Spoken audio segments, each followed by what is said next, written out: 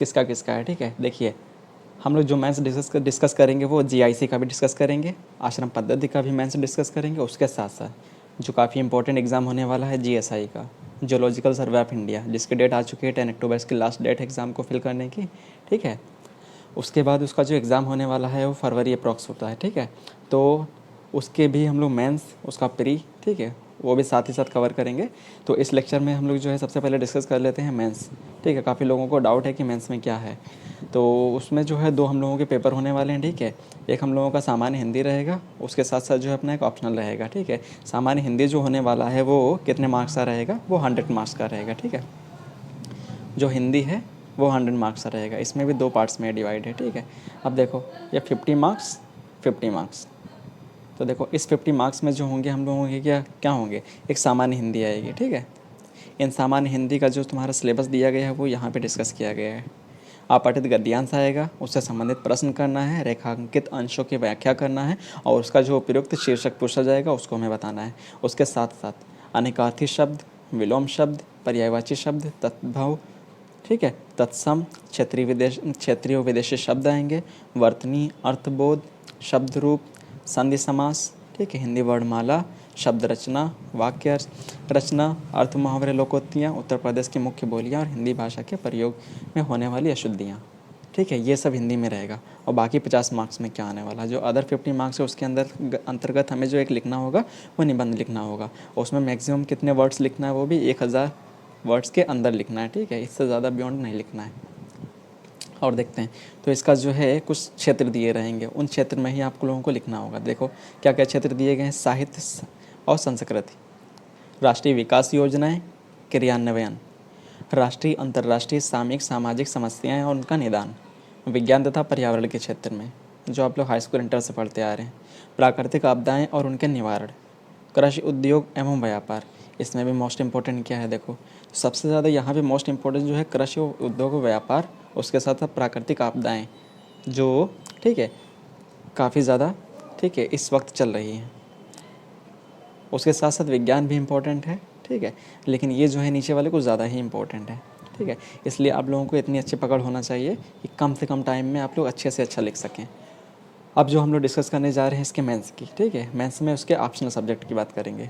Optional subject में भी हम लोगों को सबके डिफरेंट डिफरेंट सब्जेक्ट हैं, इसमें मैं पार्टिकुलरली जो है केमिस्ट्री का डिस्कस करूँगा, ठीक है। केमिस्ट्री वो भी सारे मेंस की मैं डिस्कस करूँगा जैसे कि मैंने बताया है, ठीक है, चाहे वह जीएसआई का हो, बुक है। चलिए अब हम लोग जो है अपनी सीरीज़ स्टार्ट करने जा रहे हैं। इसमें हम लोग अपना फर्स्ट लेक्चर डिस्कस करेंगे इनऑर्गेनिक। चलिए दोस्तों, आपका बहुत ज़्यादा इंपॉर्टेंट टॉपिक्स हम लोग डिस्कस करने जा रहे हैं इनऑर्गेनिक, ठीक है। यहाँ से क्वेश्चन आना ही आना है, या तो न्यूमेरिकल्स आते हैं या तो कोई ना कोई पोर्शन पूछ लेगा, ठीक है। तो वो हम लोग डिस्कस करने जा रहे हैं, ठीक है, एटॉमिक स्ट्रक्चर के बारे में। तो dual nature of the particles and Heisenberg's uncertainty principle, ये क्या था। पहली बात हम लोग देख लेते हैं सबसे पहले क्या डुअल नेचर क्या था लाइट का, ठीक है। तो ये देख लो, इन 1924 डी ब्रॉगली एक्सप्लेन क्या, कि जो हमारी लाइट होती है वो डुअल नेचर शो करती है। डुअल नेचर कैसे, एक तो वेव नेचर शो करती है, दूसरा क्या शो करती है, वो पार्टिकल नेचर शो करती है। अब देखो वेव नेचर क्यों कैसे पता चला, अब देखो जो अगर क्योंकि जो तुम्हारी लाइट थी वो, ठीक है, वेव के तरीके से बिहेवियर शो कर रही थी। मतलब अगर वेव बिहेवियर शो कर रही थी इसका मतलब क्या है, इसका मतलब ये है कि उसमें वेवलेंथ होगी, ठीक है, फ्रीक्वेंसी होगी। अगर किसी भी चीज़ में वेवलेंथ है इसका मतलब कहेंगे कि वो वेव नेचर शो कर रही है, ठीक है। और वेवलेंथ क्या होती है देख लेते हैं। तो वेवलेंथ जो होती है टू सक्सेसिव, ठीक है, जो हाईएस्ट पीक या लोवेस्ट पीक्स होती हैं उन दोनों के बीच के डिस्टेंस को हम लोग वेवलेंथ का नाम देते हैं, ठीक है। तो बहुत सारे एक्सपेरिमेंट थे, ठीक है, जिनको जो है वेव नेचर के द्वारा प्रूफ किया गया, लेकिन बहुत सारे एक्सपेरिमेंट थे जिनको वेव नेचर जो एक्सप्लेन नहीं कर पाई थी। उसका सबसे अच्छा एग्जांपल क्या, फोटो इलेक्ट्रिक इफेक्ट, ठीक है। तो ये सारे बहुत सारे एक्सपेरिमेंट्स जो किए गए थे उनसे हमारा जो वेव नेचर शो, ठीक है, अच्छे से एक्सप्लेन नहीं हो पा रहा था, कई सारी कमियां आई थी, ठीक है। इन सब चीज़ों को एक्सप्लेन करने के लिए, ठीक है, डी ब्रॉगली ने सजेस्ट किया कि जो माइक्रोस्कोपिक पार्टिकल्स होते हैं जैसे कि इलेक्ट्रॉन हो, चाहे प्रोटॉन हो, चाहे न्यूट्रॉन हो, ठीक है, ये सब क्या करते हैं, पार्टिकल नेचर तो शो करते ही करते हैं, साथ साथ जो है वो वेव नेचर भी शो करते हैं, ठीक है। तो उन्होंने कहा अगर वेव नेचर शो करते हैं तो उससे एसोसिएटेड वेवलेंथ भी होना चाहिए। तो उन्होंने उससे एसोसिएटेड वेवलेंथ जो फाइंड किया था वो लेमडा थी। वो लेमडा क्या थी, लेमडा इक्वल टू h/p, ठीक है, तो देख लेते हैं इनका स्टेटमेंट क्या था। In 1924 de Broglie suggested that microscopic particles electron, proton, photon et cetera shows a particle as well as a wave nature. Particle nature कब शो करते हैं? जब इनमें कुछ मास होता है। अगर मास होता है तो इसे बोलते हैं पार्टिकल नेचर शो करते हैं। अगर इसमें वेवलेंथ होती है तो बोलते हैं फिर ये वेव नेचर शो करते हैं। तो according to de Broglie a microscopic moving particle having mass m, ठीक है, मान लेते हैं कि वो v वेलोसिटी से चल रहा है जिसकी वेवलेंथ लेमडा है। तो कौन से फार्मूले के द्वारा एसोसिएटेड है? Lambda equal to h/mv। तो हम जानते हैं क्या, p इक्वल टू जो होता है m into v, means momentum बोलते हैं। तो लेमडा का दूसरा फार्मूला क्या बन जाता है? h/p, जहाँ पे h एक प्लांक्स कांस्टेंट है, ठीक है, जिसकी वैल्यू क्या होती है 6.6 इंटू 10⁻⁻34 जूल इंटू सेकेंड होती है, ठीक है। ओके, नेक्स्ट हम लोग मूव करते हैं। उसके बाद क्या कह रहा था, हाँ, आप लोगों के न्यूमेरिकल के लिए बहुत ज़्यादा इंपॉर्टेंट ये फार्मूला है, इसको बहुत अच्छे से याद कर लो। देखो यहाँ पे क्या है, ये क्लियर हो गया, इतना मोमेंटम वेंटम सब हो गया। उसके बाद जो है तुम्हारा प्लांक्स कांस्टेंट हो गया। उसके बाद काइनेटिक, मान लेते हैं कोई इलेक्ट्रॉन था, ठीक है, अगर कोई इलेक्ट्रॉन था उसको वी वोल्ट से एक्सीलरेट किया जाता है, जिससे बोलते थे त्वरित किया जाता है। अगर वी वोल्ट से एक्सीलरेट किया जाता है तो देखो क्या होगा, जितनी एनर्जी दी जाएगी उतनी एनर्जी सबके सब उसकी काइनेटिक एनर्जी में कन्वर्ट हो जाएगी। इसका मतलब क्या है, मान लेते हैं हम इसको 2 जूल से धक्का दिए, ठीक है, तो अब क्या करेगा, वो 2 जूल की एनर्जी से फिर भागना शुरू कर देगा। फिर भागने वाली जो एनर्जी होती है उसी को उसकी काइनेटिक एनर्जी बोलते हैं। तो मान लेते हैं जितनी भी दी गई एनर्जी है, पोटेंशियल एनर्जी, वो उसकी काइनेटिक एनर्जी में कन्वर्ट हो जाती है, कि इक्वल टू हाफ mv², ठीक है, half m into v square. तो दिया कितना वोल्ट गया है, वी वोल्ट से, ठीक है। तो यहाँ से हम लोग रिलेशन फाइंड करेंगे। ये स्मॉल v इक्वल टू तुम्हारा आ जाएगा, फाइनली इसको चेक कर लेना, lambda equal to h/2 m ही आ जाएगा, ठीक है। अगर ज़्यादा डेरिवेशन इसका कराने जाएंगे तो लंबा हो जाएगा। चलिए देख लेते हैं, वैसे है कुछ नहीं, ये दोनों रिलेशन आ गए। यहाँ से बस v की वैल्यू निकालना है, बाकी सबको उधर भेज दो। 2ev डिवाइडेड बाई m, तो v का स्क्वायर रूट चढ़ाओ, ये स्क्वायर रूट इधर चढ़ जाएगा स्क्वायर हटाने पर। इसका मतलब यहाँ से तो v की जगह पर जो हमारा आया था इस फार्मूले में, ठीक है, कौन सा फार्मूला, यहाँ पे लैम्डा इक्वल टू ये आया तुम्हारा, ये आया, यहाँ पे v की जगह पे तुम्हें रख देना है कितना, √2k/m। अब 2k, अब देख लो आगे क्या होता है। यहाँ पे अगर k की यहाँ पे आया, एक ये रखो, ठीक है, एक ये याद रखो। उसके बाद अगर काइनेटिक एनर्जी ना दे के तुम्हें क्या कर देगा, पोटेंशियल एनर्जी दे देगा, ठीक है। तो क्या करना, तुम्हें k की जगह पे बस ev रख देना है। मीन्स जितनी भी हमने पोटेंशियल एनर्जी दे रहे थे सबके सब काइनेटिक एनर्जी में कन्वर्ट हो जा रही थी, इसलिए हमारा ये फार्मूला बन जाएगा। उसके बाद भी अगर ये भी ना याद रहे तो सबसे ज़्यादा फार्मूला फाइनल ये याद रखो बस। इस पर तुम्हें क्या दे देगा, डायरेक्टली वोल्टेज दे देगा, इतने वोल्ट से एक्सीलरेट किया जा रहा है, तुम्हें फाइनली वेवलेंथ निकालना है। और ठीक है, वेवलेंथ जो आएगी वो एंगस्ट्रॉम में आएगी, ठीक है। आगे हम लोग इसके बेसिस पे कुछ क्वेश्चन डिस्कस करेंगे और नेक्स्ट पेज पे, जहाँ पे v क्या है, वोल्टेज गिवन है किसी पार्टिकल को। अब एक चीज़ और याद रखो यहाँ से, क्या 1 इलेक्ट्रॉन वोल्ट इक्वल टू जो होता है 1.6 इंटू 10⁻⁻19 जूल होता है, जो ज़्यादातर सबको याद है। अब यहाँ से इसका डेरिवेशन भी आ जाता है, ठीक है। डेरिवेशन क्या है, डी ब्रॉगली वेवलेंथ का। तो de Broglie equation is derived by using the Einstein mass energy relation, ठीक है। दूसरा क्या, प्लांक्स क्वांटम थ्योरी को यूज़ की गई थी। क्वांटम थ्योरी क्या थी, क्या कहा गया था कि एनर्जी जो होती है ऊर्जा के छोटे छोटे बंडलों के रूप में चलती है, जिसे पैकेट्स ऑफ एनर्जी बोलते हैं, ठीक है। यानी पैकेट्स ऑफ एनर्जी को फोटान बोला गया था। तो उससे एसोसिएटेड एनर्जी जो होती है इक्वल टू तुम्हारी, ठीक है, एसम्यू होती है। अब एक Einstein energy mass energy relation था, वो क्या कहता था कि जो होता, उन्होंने कहा था कि मास को जो इक्विवेलेंट एनर्जी में कन्वर्ट किया जा सकता है, एनर्जी को इक्विवेलेंट मास में कन्वर्ट किया जाता है। यहाँ से एक रिलेशन आता था E=m/c², ठीक है। इसे क्या बोलते थे, मास एनर्जी रिलेशन। तो दोनों जगह एनर्जी है, दोनों को इक्वेट कर दो, m ये हो जाएगा। हम जानते हैं क्या, न्यू इक्वल टू होता है c/λ, क्योंकि हम जैसे जानते हैं v equal to n lambda, ठीक है। बस यहाँ पे क्या रखना है, बस n की जगह पे देख लो, जैसे हम लोग पढ़े थे इंटर में v equal to n lambda, ठीक है। तो वहाँ पे v की जगह पे यहाँ वेलोसिटी c है, यहाँ पे फ्रीक्वेंसी होती थी तो इसको फ्रीक्वेंसी न्यू लिख रहे हैं, यहाँ पे लैम्डा, तो न्यू इक्वल टू c/λ हो जाएगा यहाँ पे इसको पुट करके आप लोग इसको सॉल्व कर सकते हैं। ये हम लोगों का डेरिवेशन आ जाएगा काफ़ी ईजिली। अब देख लेते हैं इसके ऊपर कुछ न्यूमेरिकल्स क्या आएंगे, ठीक है। इसके ऊपर जो न्यूमेरिकल्स बनने हैं, जैसे क्या है, ये जो मैंने कैरियर इंडिवीवर के नोट्स यूज़ किए हैं, आप लोगों के लिए बहुत ज़्यादा बेनिफिट होंगे, ठीक है, इससे होगा। तो चलिए उसके साथ साथ हम लोग कुछ न्यूमेरिकल्स भी डिस्कस कर लेंगे। न्यूमेरिकल्स जो है आप लोगों के लिए बहुत ज़्यादा, ठीक है, हेल्पफुल होंगे। यहाँ से न्यूमेरिकल आएँ ताकि छूटे ना। तो देख लिए, अगर न्यूमेरिकल आएंगे काफ़ी ईजी होंगे, उस न्यूमेरिकल को बस हमें छोड़ना नहीं है। तो क्या आ सकता है न्यूमेरिकल, देखो, electron is accelerated by a volt of the 344 and reflected from the crystal and first reflection maxima occurs with an glancing angle of the 60 degree determine the space between the crystal. चलिए ये question अभी तो नहीं बनता है, देखो ये बनेगा कहाँ पे, जब हम लोग पढ़ेंगे जाके सॉलिड स्टेट, ठीक है। सॉलिड स्टेट जब हम लोग पढ़ेंगे वहाँ पे हम लोग जो ब्रैग्स लॉ डिस्कस करेंगे उसमें आता है 2d sin theta equal to n lambda, ठीक है। तो देखिए कहाँ कैसे क्वेश्चन बनेगा, वहाँ से इसको कोरिलेट करेगा, ठीक है, किससे, इसकी वेवलेंथ से। देखो अब देखो हम जानते हैं कि ब्रेक्स में फर्स्ट ऑर्डर डिफ्रैक्शन जो होता है n = 1 के लिए होता है, ठीक है, और यहाँ पे वोल्टेज दिया गया जा रहा है V। तो देखो यहाँ इस इक्वेशन में वोल्टेज तो नहीं है, तो वो वोल्टेज हमें कहाँ लाना है, ठीक है, वो हमें डी ब्रोगली इक्वेशन को यूज़ करते हुए निकालना है, ठीक है। उसकी हेल्प से हमें वेवलेंथ निकालना है। थीटा की वैल्यू यहाँ पे दी हुई है 60 degree. Spacing between the crystals, crystal जो मान लेते हैं ये तुम्हारे क्रिस्टल प्लेन्स है, इनके बीच की जो स्पेसिंग होती है उसे डी बोलते हैं, क्रिस्टल के बीच की का स्पेस, ठीक है। तो यहाँ से ये डी निकाल सकते हैं। डी निकालने का केवल ब्रेक्स इक्वेशन थी, इसका मतलब ब्रेक्स इक्वेशन में हमें लेमडा की जरूरत पड़े। लेमडा जो हम निकालेंगे वो यहाँ से निकालेंगे, तो यहाँ से लेमडा निकाल करके आप लोग अपने क्वेश्चन को आसानी से सॉल्व कर सकते हैं। चलिए नेक्स्ट क्वेश्चन जो है आप लोग इस पर प्रैक्टिस करिएगा, ठीक है। तो जो मैंने बताया था इस फार्मूले को अच्छे से याद कर लो, लेमडा = 12.28, ठीक है, √V एंगस्ट्रॉम। अगर क्या किया जाएगा, बस तुम्हें डायरेक्टली वेवलेंथ दे दिया जाएगा या तो ऐसा कुछ डेरिवेशन करा लेगा, proof that the lambda is inversely proportional to, ठीक है, गिवन वोल्टेज। या तो तुम्हें दूसरा क्वेश्चन क्या यहाँ से बनता है, डी ब्रोगली वेवलेंथ, ठीक है, और अप्लाइड वोल्टेज जो है किसी इलेक्ट्रॉन को जिससे एक्सीलरेट किया जा रहा है उसमें रिलेशन क्या है। अब नेक्स्ट हम लोग मूव करते हैं। ये देखिए नेक्स्ट क्वेश्चन जो आप लोगों का है अनसर्टेनिटी प्रिंसिपल पे है। अभी इसको हम लोग डिस्कस करेंगे, उसके बाद ये क्वेश्चन करेंगे। तो एक क्वेश्चन जो यहाँ से डायरेक्टली पूछा जा सकता है, ये जो मैंने डायरेक्ट फार्मूला बताया है उसको डायरेक्ट यूज़ करके आप लोग लगा सकते हैं। क्या, determine the de Broglie wavelength, means lambda find करना है कब, of an electron that has been accelerated through a potential difference of the v, means कितना वोल्टेज दिया जा रहा है, 200 वोल्ट का, इतना वोल्टेज का पोटेंशियल दिया जा रहा है। तो हमें लेमडा निकालना है। तो मैंने क्या बताया, डायरेक्ट रिलेशन बताया है, लेमडा = कितना, 12.28 डिवाइडेड बाई √V। जो आंसर आएगा वो एंगस्ट्रॉम में होगा। बस यहाँ पे V की वैल्यू रखो, आंसर ले लो, ये आप लोगों का टाइम बचाएगा।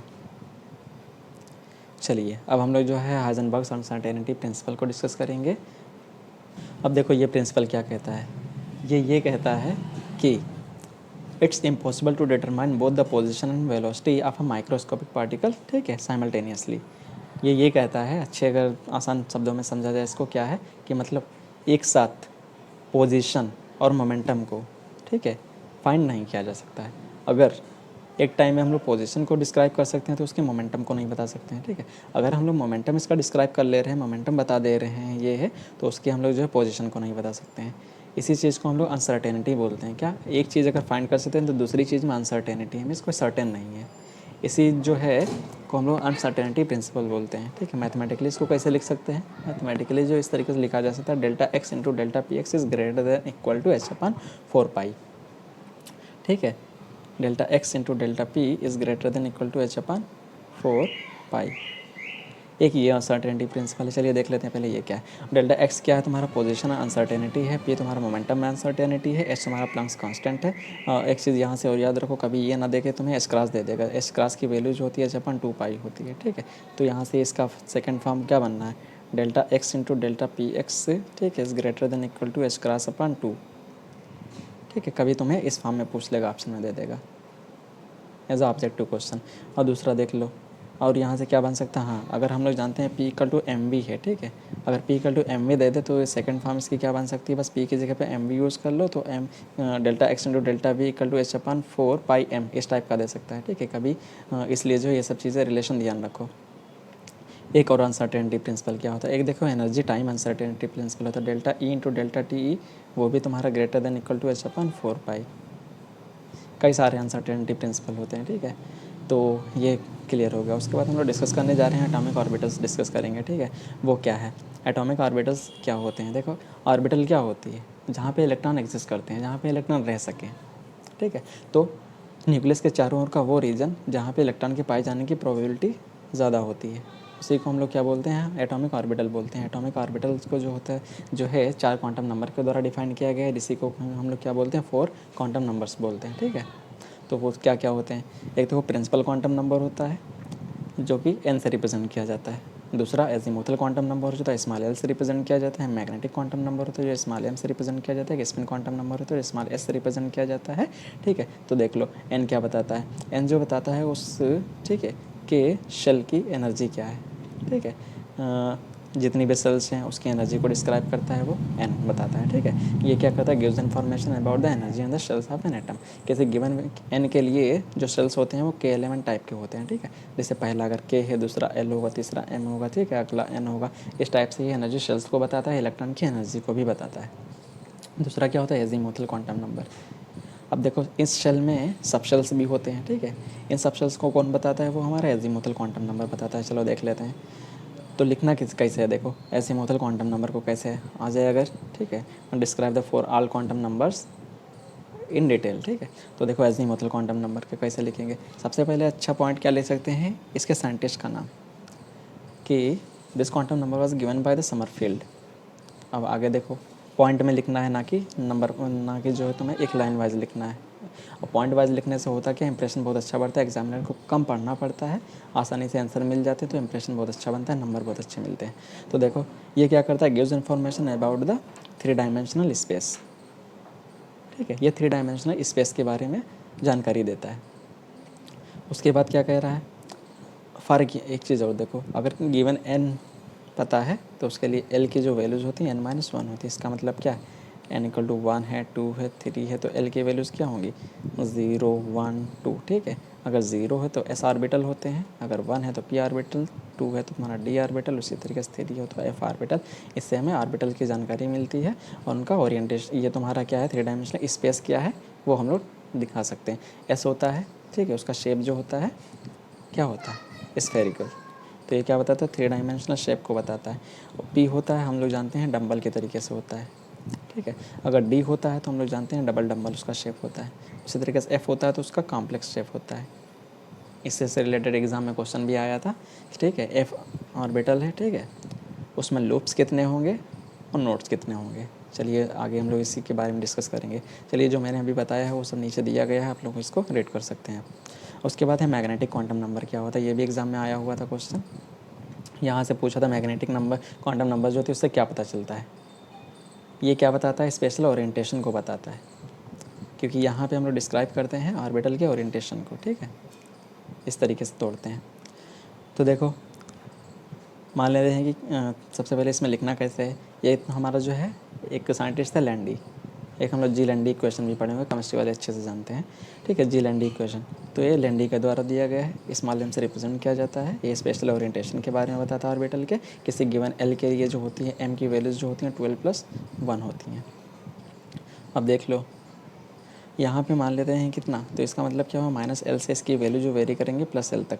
अगर मान लेते हैं कितना, अगर L इक्वल टू तुम्हारा 0 दिया है तो M की वैल्यू जो होगी 1 होगी, ठीक है। उसी तरीके से इसका मतलब L इक्वल टू 0 ऑर्बिटल क्या होता है S, ठीक है। तो M की वैल्यू कितनी हो जाएगी 1 इसके लिए, ठीक है। उसी तरीके से हमारा मान लेते हैं L की वैल्यू 1 है, तो यहाँ से M की वैल्यू कितनी हो जाएंगे, 12+1 में रख दो, 3 हो जाएंगे। इसका मतलब क्या, -1 से लेकर +1 तक, तो -1 फिर 0 आता है बीच में, +1 सारे इंटीजर्स होंगे। उसी तरीके से आप सबकी वैल्यू रख सकते हैं जैसे कि यहाँ पर दिखाया गया है। उसके बाद जो है किसी भी एक पॉइंट और लिखा हुआ है यहाँ पे, number of the orbitals present in a subshell, ये भी बताता है ये।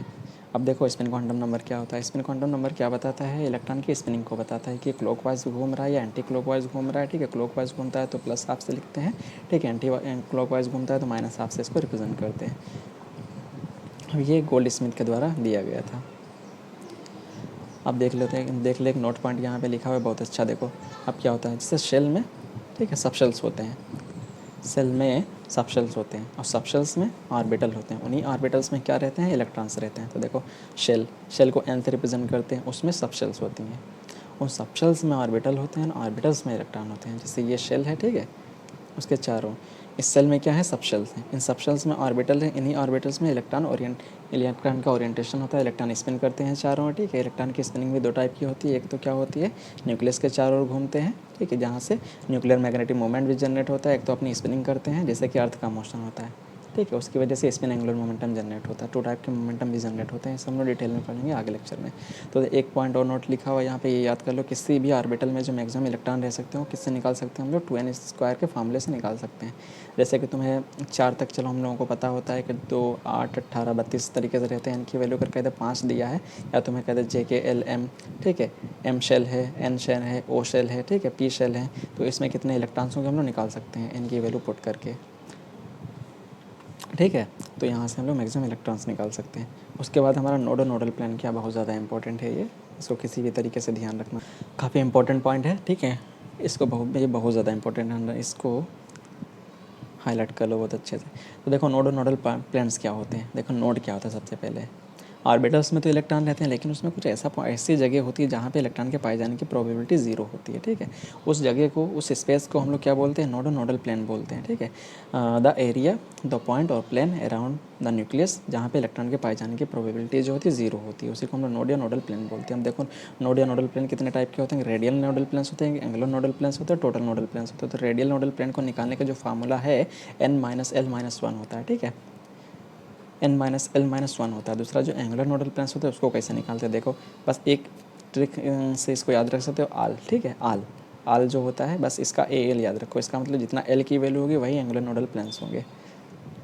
अब उसके बाद क्या करना है, इसमें से n-l में से 1 सब्ट्रैक्ट कर दो, वहाँ से हमें जो होगा रेडियल नोडल प्लेन्स मिल जाएंगे। अगर टोटल नोडल प्लेन्स निकालना है इन दोनों का सम कर दो, तो टोटल नोडल प्लेन्स कितने हो जाएंगे, n-l-1 प्लस l सब्ट्रैक्ट हो गया n-1, ठीक है। इसका मतलब टोटल नोडल प्लेन्स अभी निकालने के एग्जाम में आ जाए तो n-1 होंगे। इसके ऊपर कुछ एग्जांपल्स नीचे दिए गए, यहाँ पर लगा सकते हैं। जैसे कि 3D के लिए पूछ लेगा कि total nodal angular nodal planes कितने हैं, रेडियल नोडल प्लेन्स कितने हैं, टोटल नोडल प्लेन्स कितने हैं। तो देखो, तो यहाँ पे n क्या है, प्रिंसिपल क्वांटम नंबर है, l तुम्हारा एजीमुथल क्वांटम नंबर है 1, ठीक है, सब्ट्रैक्ट करना होता है। तो n की वैल्यू यहाँ पे दी रखी है 3, n d के लिए हम जानते हैं कितना, SP d f, इसके लिए हम लोग जानते हैं n की l की वैल्यू जो होती है 0 से स्टार्ट, 0 1 2 3, ठीक है, बस यही पुट कर सकते हैं। तो p के लिए 1, d के लिए 2, ये सब रख के हम लोग अपने फाइनल नोट्स कैलकुलेट कर सकते हैं। टोटल नोडल प्लेन्स भी आ गए। उसके बाद देखो इलेक्ट्रॉन को देखो इलेक्ट्रॉन को कैसे फिल किया जाए। अब एक चीज़ याद रखो, अगर हाइड्रोजन लाइक एटम्स हैं, ठीक है, तो हाइड्रोजन लाइक एटम्स के लिए जो इलेक्ट्रॉन की फिलिंग होती है, ठीक है, जो ऑर्बिटल की एनर्जी होती है वो केवल n पे डिपेंड करती है, मीन्स प्रिंसिपल क्वांटम नंबर के ऊपर। तो इसके बेसिस पे अगर हाइड्रोजन लाइक एटम है उनके लिए अगर एनर्जी ऑर्डर लिख जाए बस, ठीक है, इस तरीके से फिल करते रहना। अगर n का नंबर सेम है तो उसकी एनर्जी भी सेम रहेंगी, जैसा कि इक्वल करके दिखाया गया है। लेकिन अगर हाइड्रोजन से अलग है, हाइड्रोजन लाइक एटम क्या होता है जिसमें एक इलेक्ट्रॉन केवल पाया जाए, जैसे हीलियम +1, हीलियम में हम जानते हैं 2 इलेक्ट्रॉन है, +1 बन गया, निकल गया, 1 इलेक्ट्रॉन बचा। अगर बेरिलियम उसी तरीके से कितने इलेक्ट्रॉन्स होते हैं, 4, कितना कर दिया जाए 1:2:2, इस 4 इलेक्ट्रॉन है, 3 निकाल दिया जाए, 1 इलेक्ट्रॉन बचाए, 1 इलेक्ट्रॉन बचाना था, 3+ अगर ऐसा दे दिया जाए तो उसके लिए भी क्या होगा, हाइड्रोजन लाइक एटम से। तो इसमें देख लो, उसके अलावा orbital having the energy same का, अब एक चीज़ और देख लो, ऐसे ऑर्बिटल जिनकी एनर्जी सेम होती है उसे हम लोग क्या बोलते हैं, डिजेनरेट ऑर्बिटल्स बोलते हैं। जैसे कि यहाँ पर 2s और 2p है, जैसे कि इसे एनर्जी लेवल डायग्राम से यहाँ पर दिखाया गया है, ठीक है। जैसे जैसे ऊपर बढ़ते जा रहे हैं ऑर्बिटल्स की एनर्जी बढ़ती जा रही है, लेकिन जो हाइड्रोजन लाइक एटम नहीं है उनकी एनर्जी जो होती है L एज वेज L, n के साथ साथ L पे भी डिपेंड करती है। तो देख लो उनके लिए L की वैल्यू देखो बढ़ती जा रही है, एनर्जी भी बढ़ती जा रही है। इसका मतलब S में है तो सबसे न्यूक्लियस के नज़दीक है सबसे, तो क्या होगा, उतनी कम एनर्जी होगी, ठीक है। इसका मतलब क्या है, एस सब सेल की उतनी कम एनर्जी। अब देखो इनको डिस्क्राइब करने के लिए n+l रूल दिया जाता है। अब n+l रूल क्या है, ठीक है, किस ऑर्बिटल की कितनी एनर्जी होगी उसको डिस्क्राइब जो किया जाता है n+l रूल से किया जाता है। देखो n+l की वैल्यू जितनी कम होगी, ठीक है, उसकी एनर्जी उस ऑर्बिटल की उतनी कम होगी। n+l की वैल्यू ज़्यादा होगी, इसका मतलब क्या, उसकी एनर्जी भी ज़्यादा होगी। लेकिन कभी ऐसा केस फंस जाता है दोनों के लिए l की वैल्यू n+l की वैल्यू सेम आ जाती है, तो उस केस में अगर जिनके लिए l+l की वैल्यू जो है n+l की वैल्यू सेम हो तो उसके लिए क्या देखते हैं हम लोग, प्रिंसिपल क्वांटम नंबर पे आ जाते हैं। जिसके लिए प्रिंसिपल क्वांटम नंबर ज़्यादा होता है उसकी एनर्जी भी ज़्यादा होती है, जैसे कि एग्जाम्पल आप लोगों को ये दिया गया है, साइड में आप करके देख लेना। उसके बाद अबाव रूल क्या है, बहुत ज़्यादा इंपॉर्टेंट है। तो देखो अबाव रूल क्या बताता है, अबाव का मतलब होता है एक जर्मन वर्ड है जिसका मतलब होता है क्या, बिल्डिंग अप। बिल्डिंग अप का मतलब होता है filling up of the orbitals. तो इन्होंने क्या बताया था, in the ground state energy of an atom, ठीक है, the orbitals are filled in order of their increasing order of energy, ठीक है। इलेक्ट्रॉन्स जो फिल किए जाते हैं वो उनकी एनर्जी के बढ़ते हुए क्रम में फिल किए जाते हैं, ठीक है, जैसा कि ये दिखाया गया है। एन की वैल्यू बढ़ रही है, एल की वैल्यू बढ़ रही है, इसके मतलब एनर्जी इनकी बढ़ती जा रही है। पहले लोवेस्ट एनर्जी है ऑर्बिटल्स को फिल करना है, उसके बाद जो है नेक्स्ट का नंबर आएगा, ठीक है। तो जितनी इलेक्ट्रॉन की फिलिंग होती है, इलेक्ट्रॉनिक कॉन्फ़िगरेशन होते हैं, सब अबाव को फॉलो करते हैं, ठीक है। अब इसके एक्सेप्शन क्या है, बहुत ज़्यादा इंपॉर्टेंट है, ठीक है। इसके एक्सेप्शन जो है क्रोमियम और कॉपर जो है बहुत ज़्यादा इंपॉर्टेंट है, इसको जो है ध्यान रखना। जो कॉपर और क्रोमियम होते हैं, ठीक है, ये तो नॉर्मल फिलिंग को, ठीक है, फॉलो करते हैं बाकी सब, लेकिन ये नॉर्मल फिलिंग को फॉलो नहीं करते। देखो इसमें होता क्या है, कॉपर हम जानते हैं 24 होते हैं, तो 3D4s2, इससे पहले 18 फिल हो चुके हैं, जिससे आर्गन लिख सकते हैं। 18 तो 20, 4 24, लेकिन यहाँ पे 4 ना होने के ना होकर ये कितना हो जाता है, ठीक है, इसमें 5 हो जाते हैं, ये 1 हो जाता है। ऐसा क्यों होता है? उसी तरीके से क्रोमियम कॉपर में भी यही होता है, 3D4s2, इसमें 1 होता है, इसमें 10 हो जाते हैं। ऐसा क्यों है? ऐसा इसलिए होता है, यहाँ पर जो डी इलेक्ट्रॉन्स में, अगर इसका जो एक चीज़ याद रखो, यहाँ पे होता है हाफ फिल्ड और फुल फिल्ड कॉन्फ़िगरेशन। इसका मतलब क्या होता है, जब भी हाफ फिल्ड या फुल फिल्ड कॉन्फ़िगरेशन होता है, उससे हम लोगों को निकलता क्या है, ये देखो सामने लास्ट में डिस्कस किया गया है, आप लोग समझ लेना। देखो एक तो पहले सिमेट्रिकल, ठीक है, रीज़न इसका होता है, उसके साथ साथ जब इलेक्ट्रॉनिक कॉन्फ़िगरेशन जिसमें हाफ फिल्ड, इसे बोलते हैं कि हाफ फिल्ड या फुल फिल्ड अगर कॉन्फ़िगरेशन होता है, तो उसमें क्या होता है, कोई भी एटम, ठीक है, बहुत ज़्यादा स्टेबिलिटी गेन कर लेता है। इसका मतलब क्या है, इलेक्ट्रॉन का सिमेट्रिकल डिस्ट्रीब्यूशन होता है, सिमेट्रिकल डिस्ट्रीब्यूशन की वजह से रिपल्सन जो होता है मिनिमाइज़ हो जाता है, उस रिपल्सन मिनिमाइज़ हो जाता है, इसका मतलब जो होता है उसकी स्टेबिलिटी इंक्रीज़ कर जाती है, ठीक है। ये इसका मेन रीज़न है। अब हम लोग नेक्स्ट में मूव करते हैं, पाउली एक्सक्लूजन प्रिंसिपल क्या है। तो पाउली एक्सक्लूजन प्रिंसिपल क्या कहता है, देखो पाउली एक्सक्लूजन प्रिंसिपल को अगर ट्रिक में याद रखना है, एक वर्ड ट्रिक का याद रखो, क्या वो ट्रिक का वर्ड ये है कि तुम्हें याद रखना है P4, ठीक है, P4, बस इतना याद रखो, P4। इसका मतलब क्या है, ये क्या बताता है, पाउली जो भी जब भी बताएगा तो पाउली का मतलब है 4 चीज़ के बारे में बताता है। 4 चीज़ क्या हो, 4 क्वांटम नंबर के बारे में बताता है। 4 क्वांटम नंबर का मतलब क्या है, ये बताता है कि किसी भी 2 इलेक्ट्रॉन के लिए चारों क्वांटम नंबर कभी सेम नहीं हो सकते हैं। अगर 3 सेम है तो चौथा डिफरेंट ज़रूर होगा, बहुत ज़्यादा इंटरमेरेटे हो गए, ठीक है। या तो दूसरे तरीके से ये रूल ये कहता है कि ओनली 2 इलेक्ट्रॉन्स, किसी एक ऑर्बिटल में 2 इलेक्ट्रॉन्स एक्सिस्ट कर सकते हैं केवल और केवल कब, जब दोनों के स्पिन जो है अपोजिट होना चाहिए। ये पाउली एक्सक्लूजन प्रिंसिपल कहता है, इसलिए जो है आप लोग इसको डिटेल में अच्छे से लिख सकते हैं, जितने नंबर में आता है उस हिसाब से आप लोगों को लिखना है। चलिए नेक्स्ट क्वेश्चन पे मूव करते हैं। उसके बाद हुंड रूल क्या कहता है। अब देखो पाउली याद हो गया, अब हुंड रूल क्या कहता है, ठीक है। हुंड रूल ये कहता है कि अगर किसी भी ऑर्बिटल की एनर्जी सेम है, ठीक है, अगर ऑर्बिटल की एनर्जी की सेम है तो इलेक्ट्रॉन जो है सबसे पहले एक एक फिल होगा, ठीक है, एक एक फिल होगा, उसके बाद पेयरिंग स्टार्ट होगी। ये नहीं हो सकता है जैसे 3p4 है, आप लोग क्या करें, पहले जो है पहले ही भर दिए इसे, ये नहीं हो सकता, ठीक है। इस तरीके से पहले क्या करना है, सब हर एक ऑर्बिटल में एक एक इलेक्ट्रॉन भरेगा, उसके बाद अगर जो एक्स्ट्रा होंगे तब पेयरिंग होगी, ठीक है। ये रूल ये कहता है और इसमें कुछ नहीं है। तो मतलब pairing of an electron in a subshell, ठीक है, हैविंग द सेम एनर्जी, अगर सेम एनर्जी का ऑर्बिटल है तो do not takes place until each orbital get 1 electron, मतलब सिंगली ऑक्यूपाई ना हो जाए। अब देखो इलेक्ट्रॉनिक कॉन्फ़िगरेशन कैसे करते हैं, इलेक्ट्रॉन की फिलिंग करना है तो हमें क्या, तो बस इलेक्ट्रॉनिक कॉन्फ़िगरेशन क्या आता है, इलेक्ट्रॉन को फिल करने का एक मेथड है, ठीक है। डिफरेंट ऑर्बिटल्स में इलेक्ट्रॉन को फिलिंग करने का मेथड जो होता है उससे इलेक्ट्रॉनिक कॉन्फ़िगरेशन बोलते हैं। उसके बाद से इसको 2 तरीके से रिप्रेजेंट कर सकते हैं, एक तो नोटेशन टाइप से, दूसरा ऑर्बिटल फॉर्म में, ठीक है। दूसरा क्या है, कीप इन माइंड दैट जितने भी इलेक्ट्रॉन को फिल करना है उनके लिए हमें जो फॉलो पीछे जितने भी प्रिंसिपल डिस्कस किए गए हर एक चीज़ को जो है ध्यान में रखना है। तो देखो हाइड्रोजन के लिए है 1s1 कर सकते हैं, हीलियम में 2 एटॉमिक नंबर होता है तो 1s2 कर सकते हैं, ठीक है, इलेक्ट्रॉन को फिल कर दो। लिथियम के लिए भी उसी तरीके से फ्लोरीन के लिए कर सकते हैं। तो देखो मान लेते हैं कि हमें फ्लोरीन करना, जैसे 9 है तो हम जानते हैं कितना है 1s2, ठीक है, 2s2, 2p, कितना 2 2 4 हो गए, 5 बचे हैं, 5 इसमें चले जाएंगे। इसको फिल करना है तो हम लोग जानते हैं p में कितने ऑर्बिटल्स होते हैं, ठीक है, कितनी सबशेल्स होती हैं, 3। तो 1 2 3 4, पहले हुंड रूल अप्लाई किए, उसके बाद जो है 5, इस तरीके से हम लोग फिल कर दिए। चलिए थोड़ा सा और कुछ ध्यान रखिए, मान लेते हैं क्या, अगर ये हमारा न्यूक्लियस है, ठीक है, इलेक्ट्रॉन की फिलिंग करना स्टार्ट किया, जब देखा क्या, जो n इक्वल टू की हाईएस्ट वैल्यू है, ठीक है, n इक्वल टू n की जो हाईएस्ट वैल्यू में जितने वैल्यू के लिए जो ऑर्बिटल होगा उस ऑर्बिटल में जो भी इलेक्ट्रॉन्स होते हैं उसे वैलेंस इलेक्ट्रॉन बोलते हैं। जैसे यहाँ पे क्या है, P5 में इलेक्ट्रॉन्स आए हैं तो ये तुम्हारा जो P का शेल होगा वो वैलेंस शेल कहलाएगा, इसके इलेक्ट्रॉन्स जो हैं वैलेंस इलेक्ट्रॉन कहलाएंगे। उस तरीके से मैंगनीज में जो हमारे वैलेंस शेल में जो होंगे 3D, ठीक है, 4s होंगे। इनमें जो वैलेंस इलेक्ट्रॉन होंगे उसको हम लोग क्या कहेंगे, इनके शेल्स को वैलेंस शेल कहेंगे, इनके इलेक्ट्रॉन्स को वैलेंस इलेक्ट्रॉन कहेंगे। सबसे पहले 4s से इलेक्ट्रॉन्स निकलते हैं, उसके बाद तुम्हारा 3d से इलेक्ट्रॉन निकलना शुरू होंगे। जिसकी कम एनर्जी होगी वो सबसे पहले फिल किया जाएगा, जिसकी ज़्यादा एनर्जी होगी वो बाद में फिल किया जाएगा, ठीक है। ये कौन सा रूल, हुंड्स रूल। उसके बाद क्या हम लोगों का बच रहा है, अब देखो अगर और अच्छा डिटेल में इसको पढ़ना है तो फिलिंग ऑफ द इलेक्ट्रॉन, ये आप लोग डिटेल में इसको पढ़ सकते हैं, जो कि अबाव रूल यहाँ पे डिस्कस किया गया अच्छे से, इंटर वाला, ठीक है। हाँ, उसके बाद जो है arrangement of the orbitals with increasing value of the n+l, अगर भी डिटेल में पढ़ना है तो आप लोग यहाँ से इसको पढ़ सकते हैं। ये चार्ट दिखाया गया है, आप लोग डिफरेंट डिफरेंट वैल्यूज़ रखें। 1s के लिए अगर फाइंड करना है तो देखो पहले जो लिखा होता है उसे n की वैल्यू बोलते हैं, s इसके लिए हम जानते हैं क्या होता है, n के लिए भी l की वैल्यू जो होती है n-1 होती है किसी भी l के लिए, ठीक है। तो n-1 तो ये यहाँ पे 0 हो जाएगा, n+l की वैल्यू ये देख लो, उसी तरीके से को जो है आप लोग चेक कर सकते हैं बारी बारी से। अब देख लो प्रीवियस ईयर, अब देखो सबसे important part of this lecture, most important part क्या है, इसके क्वेश्चन यहाँ से क्या क्या बनने हैं, ठीक है। इन क्वेश्चन को हम लोग डिस्कस कर लेते हैं। तो देखो जो हम लोग पढ़ा है अभी, तो उससे क्या क्या क्वेश्चन हम लोगों के आ रहे हैं।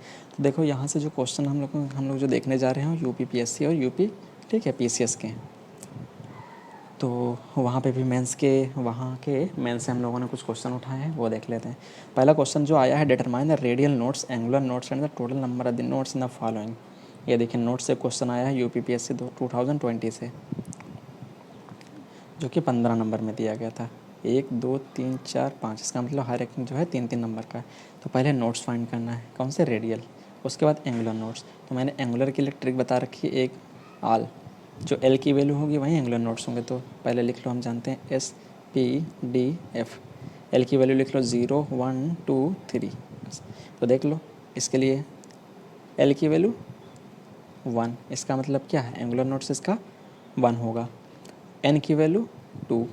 अब देखो तो निकाल लेते हैं यहाँ से क्या। अब देखो एंगुलर नोट्स मैंने बताया है क्या, एंगुलर नोट्स के लिए तो ट्रिक A = आल हो गई। अब बच रहा है हमारा रेडियल नोडल प्लेन्स।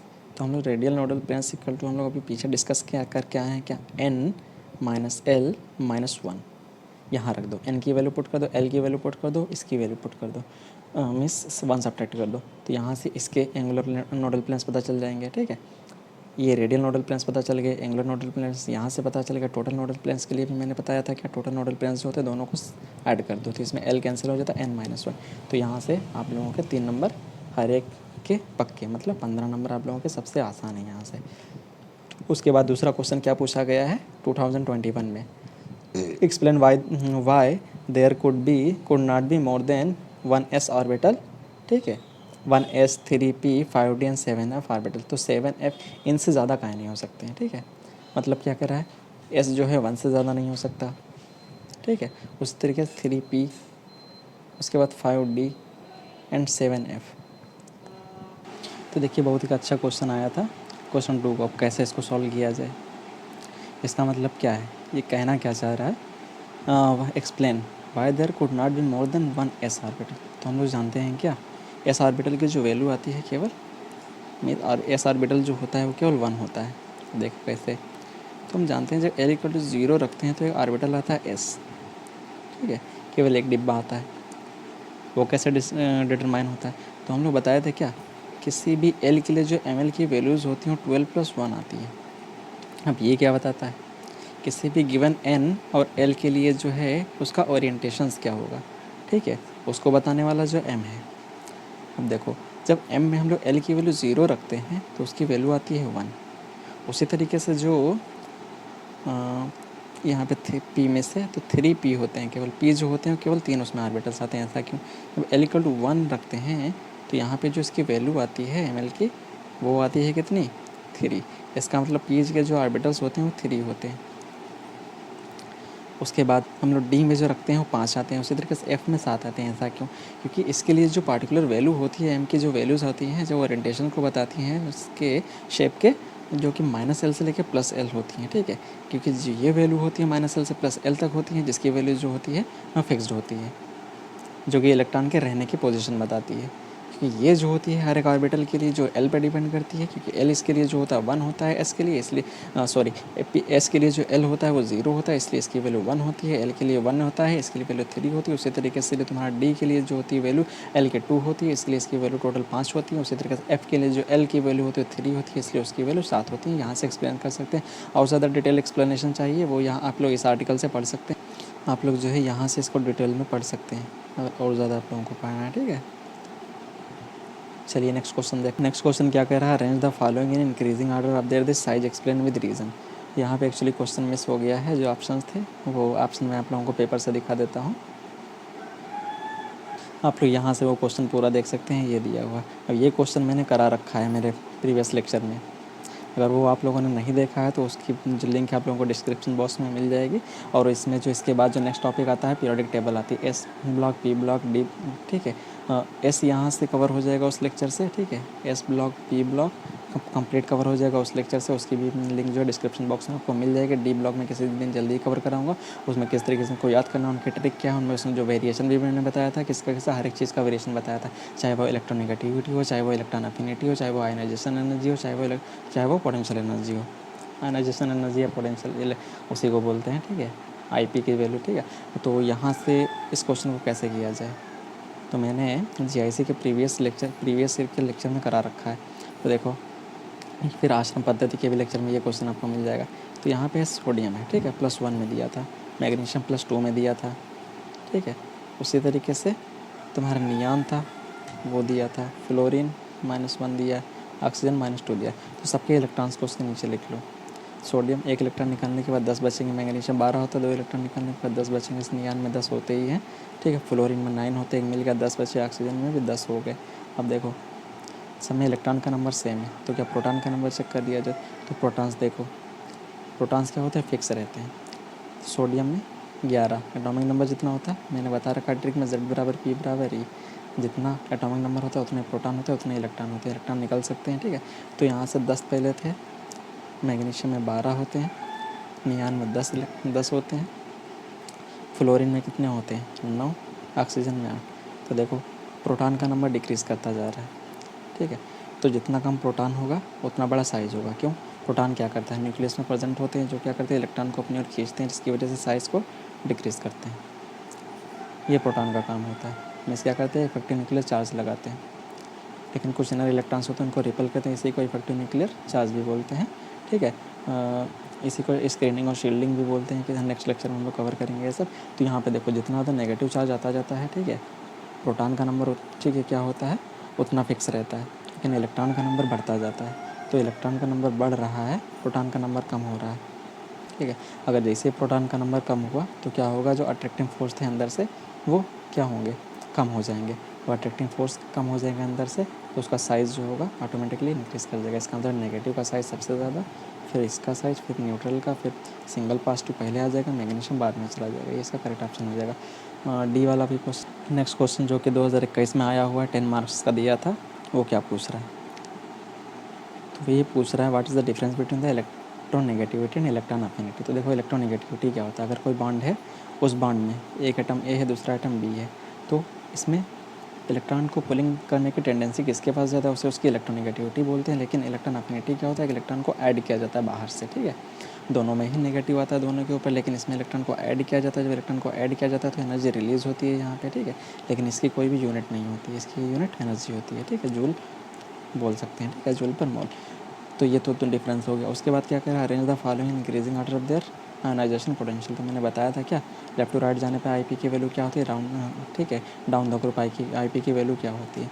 देखो लेफ्ट से राइट जाने पे आईपी की वैल्यू क्या होती है, इंक्रीज़ करती जाती है, क्योंकि ये जो होता है उसका साइज़ डिक्रीज़ करता जाता है, number of the protons increase करते जाते हैं, जिसकी वजह से इफेक्टिव न्यूक्लियर चार्ज इंक्रीज़ करता जाता है। इसलिए इलेक्ट्रॉन को निकालने में बहुत ज़्यादा एनर्जी की ज़रूरत पड़ेगी, जितना ज़्यादा ज़रूरत पड़े उसी को हम उसका आईपी बोलते हैं। तो लेफ्ट टू राइट जाने पे इंक्रीज़ करेगा, डाउन द ग्रुप डिक्रीज़ करेगा। इस बेसिस पे आप लोग करेक्ट करके बताएंगे। अब एक चीज़ और याद रखो, आईपी के केस में जो हाफ फील्ड या फुल फील्ड जो होते हैं उसका आईपी हमेशा उसके नियरेस्ट वाले से ज़्यादा होता है। ये चीज़ का ध्यान रखना, इसी बेसिस पे होगा ये। अब देखो क्वेश्चन नंबर 5 क्या कह रहा है, right the electronic configuration of an element Z = 119। अब गैडोलिनियम दिया था या टर्बियम दिया था, तो ये आप लोगों को तो पता होना चाहिए कि ये जो है एफ ब्लॉक के एलिमेंट्स है, और लेकिन ये कहाँ क्या है इसको आप लोगों को करना है। इसलिए इलेक्ट्रॉनिक कॉन्फ़िगरेशन जो है इसके ट्रिक हम लोग जो है आप लोग पहले इसको करेंगे, उसके बाद अगर नहीं होगा तो हम लोग जो है नेक्स्ट लेक्चर में इसकी इलेक्ट्रॉनिक कॉन्फ़िगरेशन के ट्रिक से इस क्वेश्चन को करेंगे। बहुत ज़्यादा 1 मिनट के अंदर ये क्वेश्चन हो जाएगा। तो what is the duality of the light? Proof that the de Broglie wavelength is inversely proportional to its wavelength. De Broglie wavelength हम लोग कर चुके हैं, ठीक है। अब प्रूफ करना है क्या डी ब्रोगली वेवलेंथ, देखो कैसे घुमा के आया क्वेश्चन। लेमडा जो है इनवर्सली प्रोपोर्शनल होगा उसके मोमेंटम पी के, तो हम जानते हैं lambda equal to h upon p आता है। वहीं से अगर ये हटा दिया एच जो कि कांस्टेंट, तो ये हमारे रिलेशन आ जाएगा। इसका हम लोग वही प्रूफ करना है, लास्ट में ये कर देना है। और write down the electronic configuration of the chromium and copper, इनका इलेक्ट्रॉनिक कॉन्फ़िगरेशन लिखना है। उसके बाद क्या करना है, explain the exception behind there electronic configuration, इनमें एक्सेप्शन क्यों है। तो एक्सेप्शन का रीज़न मैंने क्या बताया था, हाफ फील्ड और फुल फील्ड कॉन्फ़िगरेशन जो होते हैं अपने जो है नियरेस्ट से हमेशा स्टेबल होते हैं। इस केस में भी क्योंकि हाफ फील्ड हो जाते हैं, सिमेट्री गेन कर लेते हैं, सिमेट्री गेन कर लेते हैं, इलेक्ट्रॉनिक रिपल्शन कम हो जाता है, जिसकी वजह से स्टेबिलिटी हाई हो जाती है। इसका जो है ये आंसर आप लोग अच्छे से लिख सकते हैं। तो देखिए मैंने सारे क्वेश्चन डिस्कस कर लिए हैं, टॉपिक डिस्कस कर लिए हैं। इसके बाद जो है नेक्स्ट टॉपिक हम लोग अपने नेक्स्ट लेक्चर में डिस्कस करेंगे। तो आप लोग जो है अगर अभी तक चैनल को जिसने सब्सक्राइब नहीं किया है वो सब्सक्राइब कर ले, और सारा लेक्चर जो है हम लोग डिस्कस करेंगे इसी चैनल पे, ठीक है। बहुत बहुत ठीक है, ओके, थैंक यू।